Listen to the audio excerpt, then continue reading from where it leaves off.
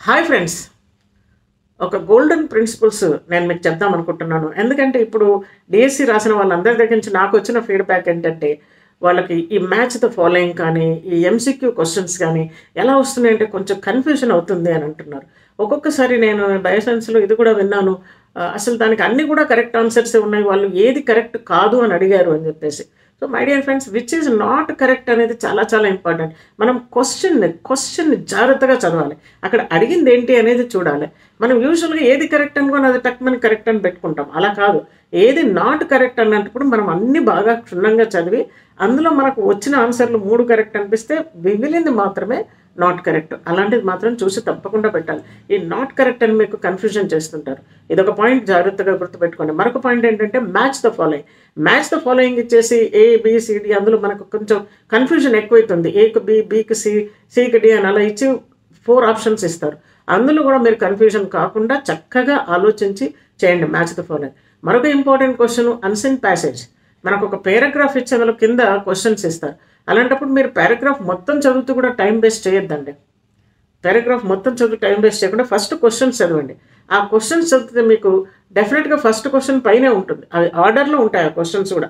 As far as possible పైనుంచి ఆర్డర్‌లో ఉంటాయి. సో అలా చూసుకుంటూ వస్తే మీకు ఈజీగా కూడా ఆన్సర్ ఎక్కడుందనేది, దానికి టైటిల్ ఏం పెట్టాలనేది ఇలాంటివన్నీ కూడా తెలుస్తుంది. ఏ సబ్జెక్టే కానియండి, తెలుగునే కానియండి, ఇంగ్లీష్‌నే కానియండి, సోషలే కానియండి, ఎలాంటి సబ్జెక్ట్ అయినా పర్వాలేదు.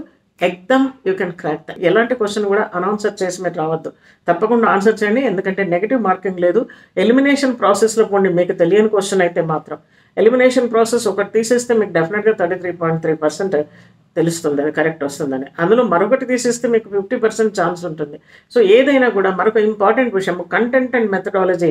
I'm requesting all the students irrespective of your subject అది ఫస్ట్ ఆన్సర్ చేయండి. చేస్తే మనకు ఒక కాన్ఫిడెన్స్ రీగెయిన్.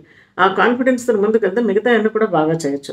మీకు ఎలాంటి టెక్నికల్ ప్రాబ్లమ్స్ వచ్చినా కూడా అక్కడ అసిస్టెంట్స్ ఉంటారు. వాళ్ళని పిలిచి మీరు కంప్యూటర్ టెక్నికల్ ప్రాబ్లమ్స్‌ను సాల్వ్ చేసుకోవచ్చు. ఇలాంటివి నేను చాలా చాలా వింటున్నాను. So please take care of these things. తప్పకుండా అన్నీ ఆన్సర్ చేయండి. Don't neglect that paper easy వస్తుందని చెప్పేసి. కరెంట్ అఫైర్స్ అండ్ జీకేని మాత్రం మనం లాస్ట్‌లో పెట్టుకుంటే మనకు సమయం కలిసొస్తుంది. టైం మేనేజ్మెంట్ బాగా ఉంటుంది. అట్ ద సేమ్ టైం మనము ఒక కాన్ఫిడెన్స్ గెయిన్ చేసి ఒక పాజిటివ్ యాటిట్యూడ్‌తోని ముందుకు వెళ్ళొచ్చు. మీ గురించి ఒక మంచి అన్‌ఎక్స్‌పెక్టెడ్ వీడియో, మీకు సిజ్లింగ్ వీడియో, చాలా ఉపయోగపడేటువంటి వీడియోను నేను అప్లోడ్ చేయబోతున్నాను. తప్పకుండా మీరందరూ కూడా సబ్స్క్రైబ్ చేసుకొని మా ఛానల్‌లో ఫ్యామిలీ మెంబర్స్ అవ్వండి.